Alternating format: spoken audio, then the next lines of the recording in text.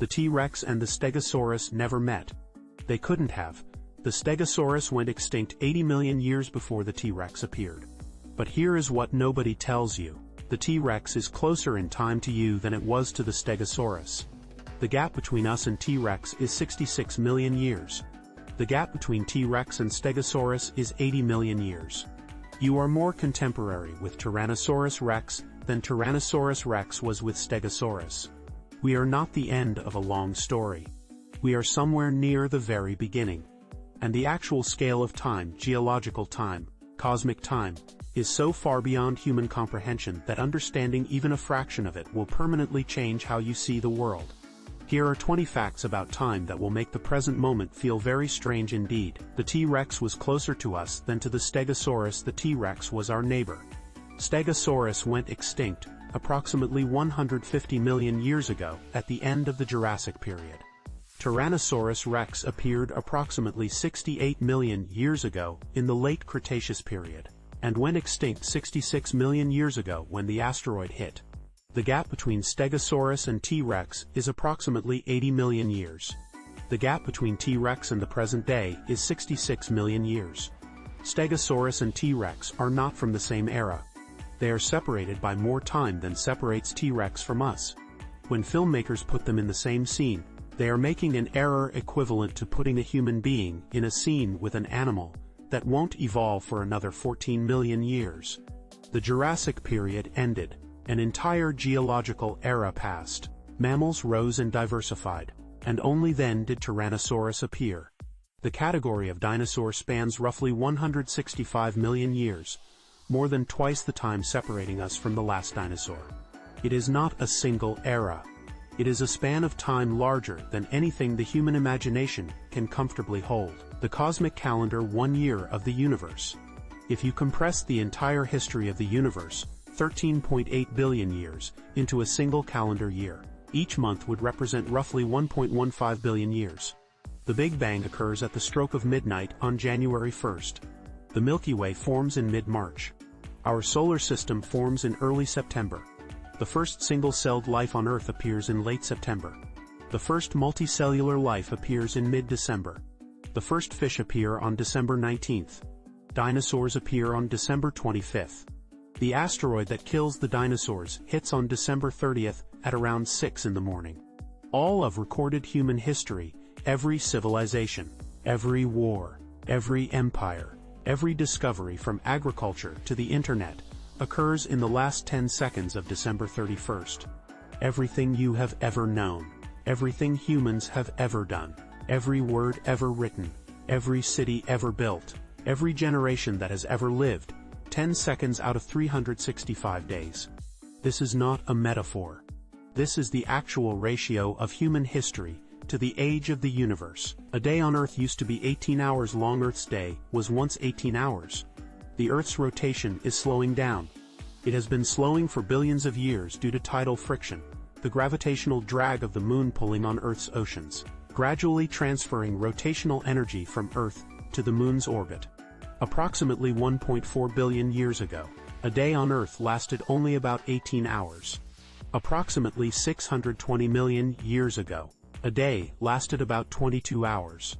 The fossil record confirms this. Some corals and shellfish record daily growth rings, and ancient specimens show more rings per year than modern ones, indicating more days per year, which means shorter days. The moon is currently receding from Earth at approximately 3.8 centimeters per year as a result of this energy transfer. In the very distant future, hundreds of millions of years from now, Earth's rotation will slow to the point where a day equals a month, and the same side of Earth will always face the moon. The length of a day is not a fixed feature of our planet.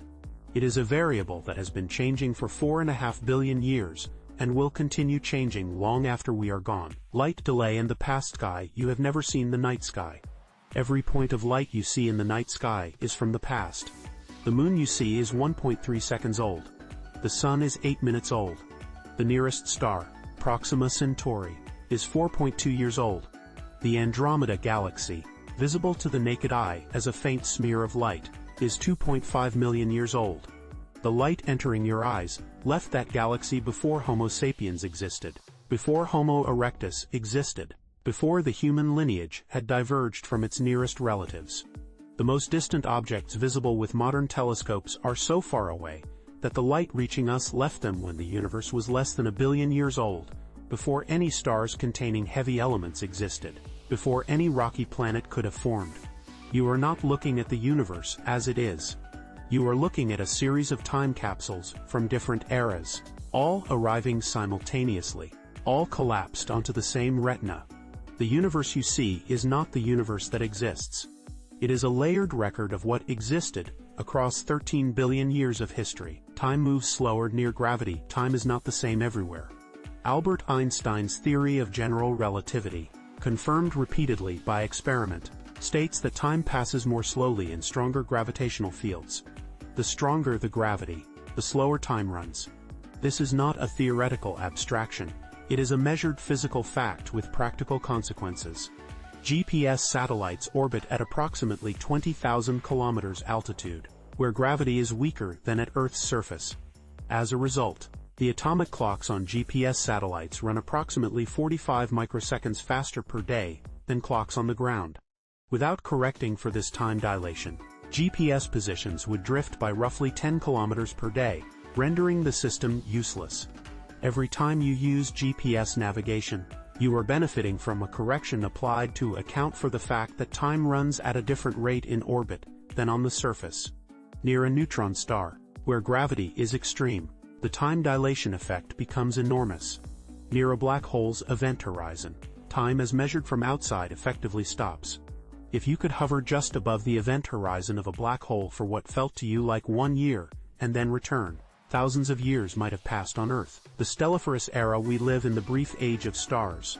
The universe is approximately 13.8 billion years old.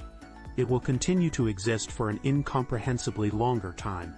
The current era, in which stars form from gas clouds, burn hydrogen, and illuminate the universe, is called the Stelliferous Era.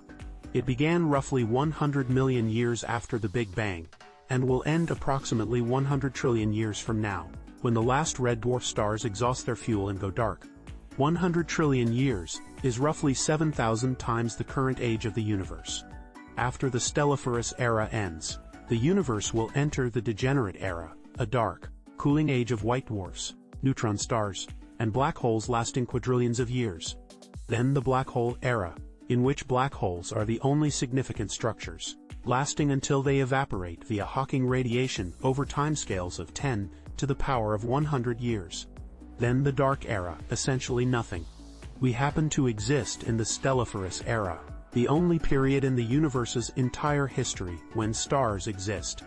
On the full timescale of the universe, this era is not the main event. It is a brief, luminous opening act, proton decay, and the true end of matter, the end of everything. Current physics predicts that protons, the particles that make up the nuclei of atoms, the building blocks of all ordinary matter, are not truly stable.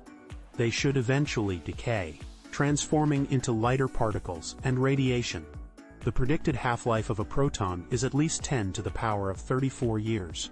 This number is so large that it requires context. The current age of the universe is 1.38 times 10 to the power of 10 years.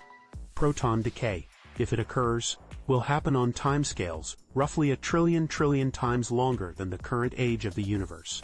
Every atom in your body, every atom in every planet, every atom in every star that will ever form, all of it will eventually decay.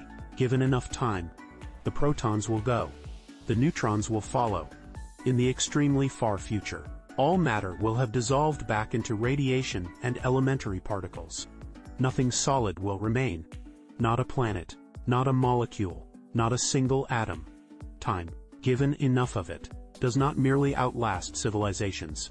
It outlasts matter itself. The age of the universe versus human civilization: 13.8 billion vs 12,000 years. Modern human civilization, agriculture, writing, cities, recorded history, is approximately 12,000 years old. The universe is 13.8 billion years old. Human civilization as a fraction of the universe's age is less than 1/1,000,000th. But the more striking comparison is this. The universe spent 13.799988 billion years getting to the point where complex technological civilization existed anywhere. and we have been a technological civilization for 12,000 years. Less than 0.0001% of that time. Radio transmissions, the means by which we have been announcing our existence to the universe, have only been traveling outward for about 120 years. That signal has reached only a sphere roughly 120 light-years in radius. The Milky Way is 100,000 light-years across. We have been broadcasting our existence for a period so short that our signal has not yet reached even a tiny fraction of our own galaxy. Whether or not intelligent life exists elsewhere, we have been detectable for the blink of a cosmic eye. Geological deep time, the incomprehensibility of deep time. Geologists use the term deep time to describe the geological timescale. Billions of years of Earth history so vast that human intuitions about time become completely useless. The Earth is 4.54 billion years old.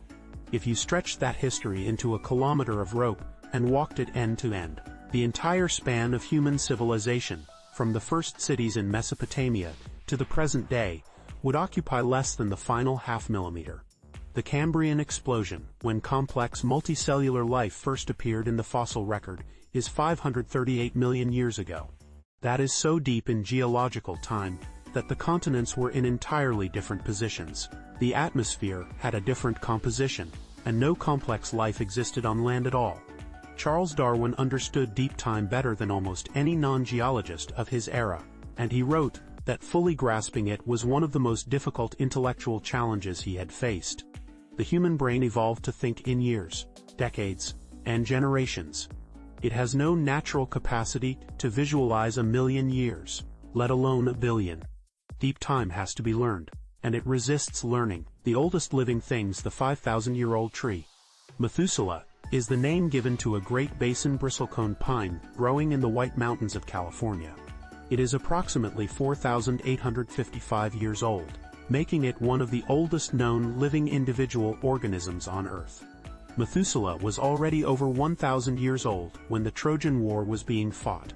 It was 2,000 years old when the Roman Republic was at its height. It was alive before the Egyptian New Kingdom, before the Olmec civilization in Mesoamerica, before iron smelting was invented. Its exact location is kept secret by the U.S. Forest Service to protect it from damage. But Methuselah is not the oldest living thing on Earth by some definitions. A clonal colony of quaking aspen trees in Utah called Pondo is estimated to be between 80,000 and 1 million years old.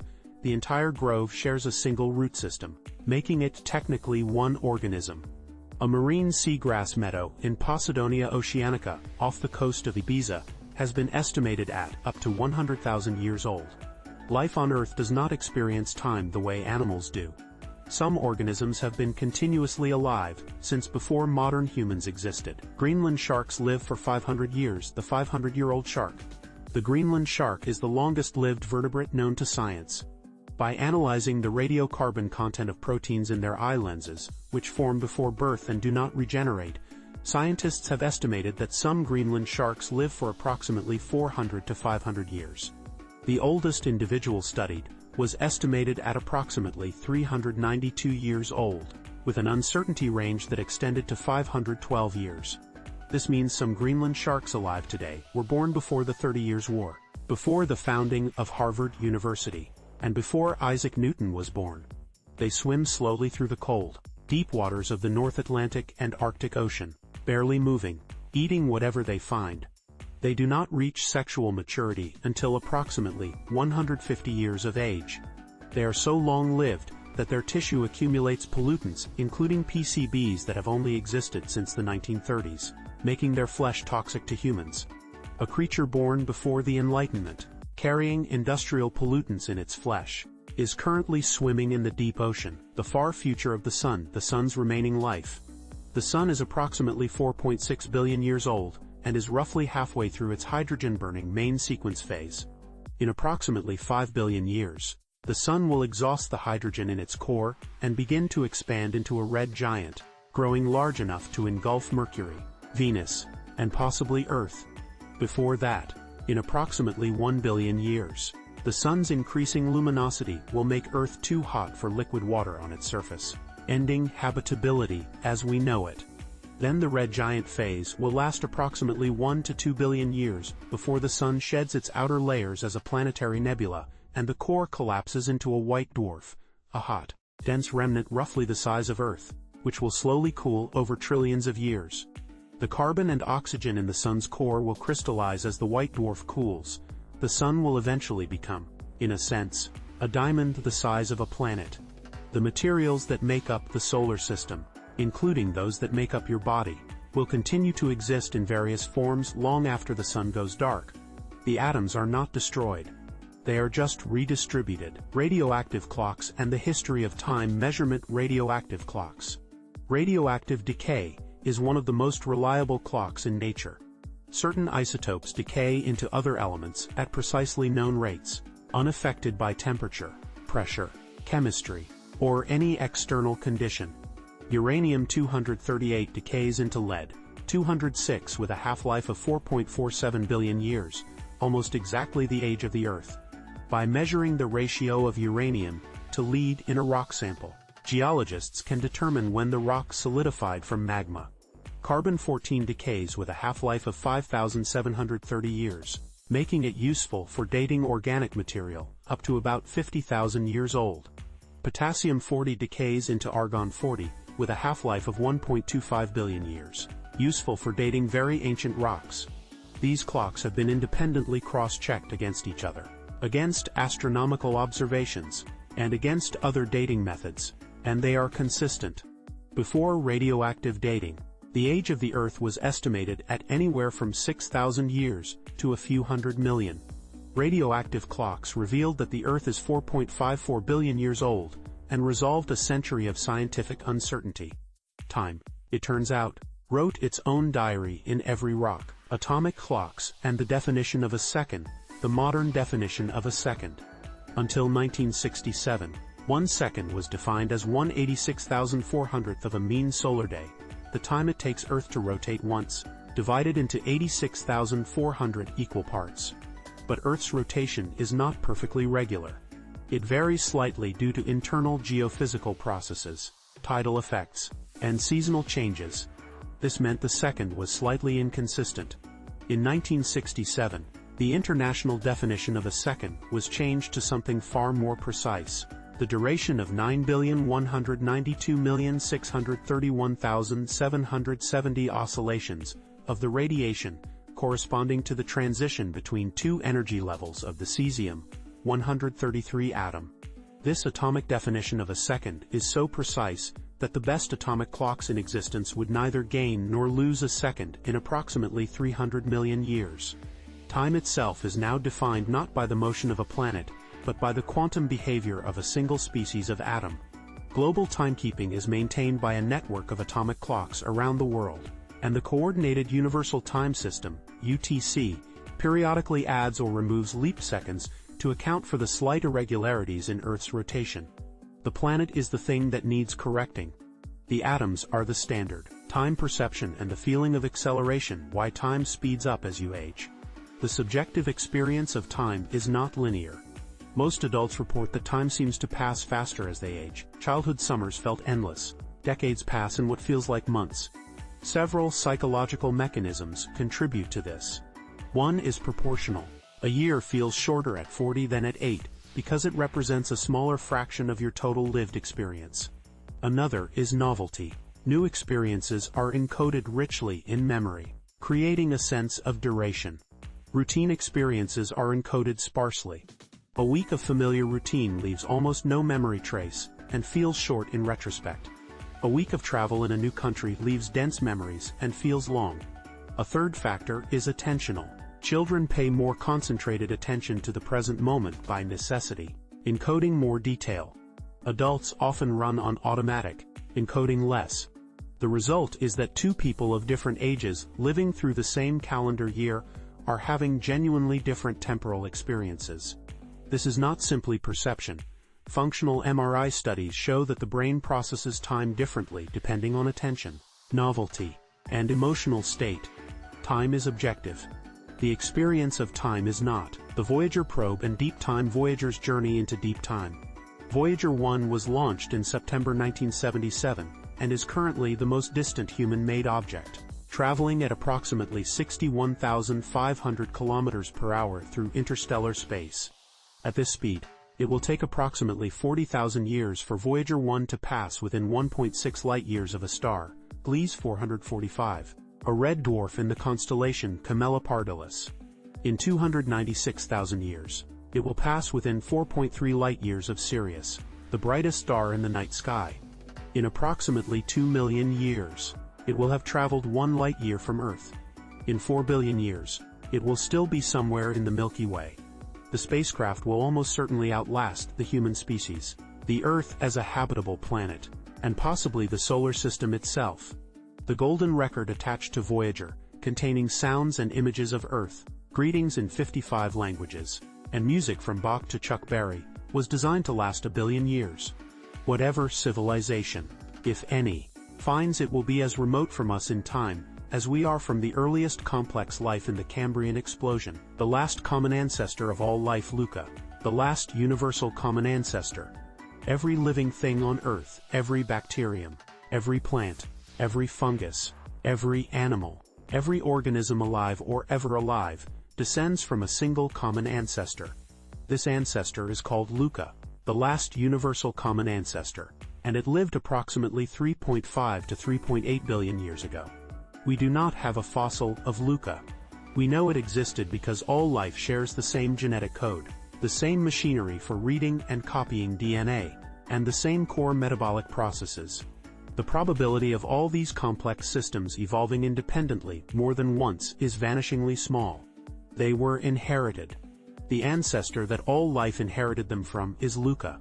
Luca was almost certainly a single-celled organism, probably living in the vicinity of hydrothermal vents, obtaining energy from chemical gradients rather than sunlight. Between Luca and the present, approximately 3.8 billion years of evolution, extinction, diversification, and adaptation have produced every species that has ever existed. You are the current endpoint of an unbroken chain of reproduction stretching back nearly 4 billion years. Every single one of your ancestors survived long enough to reproduce. Not one exception in 4 billion years, the Cambrian explosion, life's Big Bang. For the first 3 billion years of life on Earth, all organisms were simple, single-celled, or at most loosely organized collections of cells. Then, approximately 538 million years ago, in a geological instant lasting perhaps 20 million years, almost every major body plan of complex multicellular life appeared in the fossil record. Eyes, limbs, shells, nervous systems, predation. The Cambrian explosion is the single most dramatic event in the history of animal life, a sudden, sustained burst of evolutionary innovation that produced the basic blueprints for virtually every animal alive today. The reasons for the explosion are debated: rising oxygen levels, the evolution of eyes creating an arms race between predators and prey, changes in ocean chemistry, or the crossing of some developmental threshold that made complex body plans suddenly stable. Whatever the cause, the pre-Cambrian world had nothing resembling an animal. 20 million years later, an eye blink in geological time, the ocean was full of creatures with heads, tails, legs, and sensory organs. The entire diversity of the animal kingdom traces back to those 20 million years, which were themselves preceded by 3 billion years of microbial monotony, the heat death of the universe, the last clock. The second law of thermodynamics states that entropy, disorder in a closed system, always increases or stays the same. Applied to the universe as a whole, this means that all energy will eventually distribute itself evenly across space, reaching a state of maximum entropy in which no useful work can be done, no temperature differences exist, no chemical reactions occur, no information is processed, and nothing happens. This is the heat death of the universe, and it is the most likely ultimate fate of everything. It will occur on timescales measured in powers of 10 that no number word in any language was designed to express. After the last stars burn out, after the last black holes evaporate via Hawking radiation, which takes approximately 10 to the power of 100 years, the universe will be an almost perfectly uniform, almost perfectly cold, almost perfectly dark expanse of dilute radiation. No gradients, no clocks, no time in any meaningful sense. whether time itself continues to exist in a universe with no processes, no change, and no observers to measure it is a question that sits at the intersection of physics and philosophy. But the energy will still be there. Transformed, diluted, cold but there. The present moment, as the edge of time now, is the only moment that has ever existed. Here is the strangest fact about time. The past does not exist. It is not happening somewhere else. It is not stored in some archive that could theoretically be accessed. The past is gone, present only in its physical consequences and in the information encoded in matter that currently exists. The future does not exist either. There is only the present, a perpetually moving edge of becoming, where the possible collapses into the actual and then immediately becomes the past. Every human being who has ever lived has experienced only this, the present moment, moving forward. Caesar experienced only the present. The last dinosaur experienced only the present. The first organism on Earth, Luca, 3.5 billion years ago, existed only in its own present. The future humans who will watch the sun expand into a red giant will experience only their present. The universe is not a block of time with all moments existing equally. It is a single moving edge, and the only moment that has ever existed for any conscious entity is now. Thank you for watching. The scale of time is the most humbling fact in the universe, not because it makes us small, but because we are the only part of it that has ever looked back and tried to understand it.